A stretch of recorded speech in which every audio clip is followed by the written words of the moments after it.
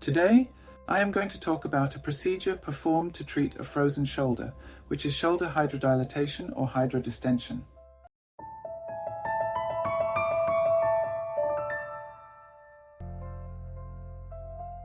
Frozen shoulder, or adhesive capsulitis, is a condition where there is generalized inflammation of the shoulder joint capsule.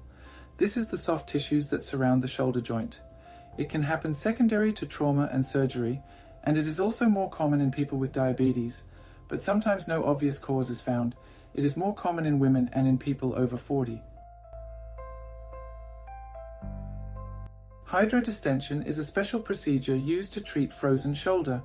It is usually considered if the symptoms of frozen shoulder are severe or if conservative treatments, like physiotherapy, are ineffective. It involves injecting a high volume of clean water, approximately 20 to 30 mL, with steroids and numbing medications inside the shoulder joint.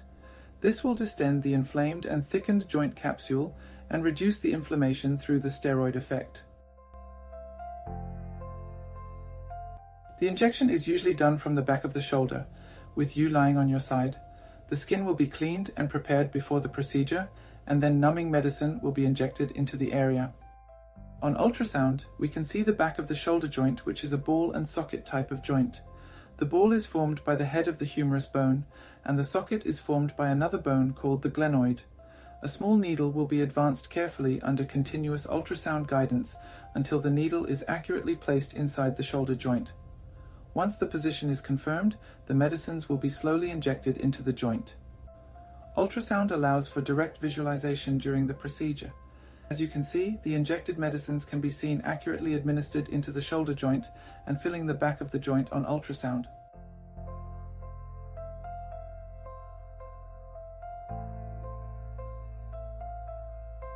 The whole procedure usually takes about 20 to 30 minutes. You may feel a gradual buildup of pressure inside the shoulder. This is expected as shoulder hydrodistension involves injecting a good volume of normal saline into the joint. When the procedure is done, your shoulder might feel heavy and tight for a few days, which is also very common. Some patients notice immediate improvement in symptoms, but often it will take a few days up to a couple of weeks before the full effect of the procedure is noticed. There is a reported success rate of over 70% in improving the movement of the shoulder joint and over 90% in improving the pain. The complications are very rare in general. There is a very small risk of infection, less than 1 in 10,000, similar to any other steroid injection.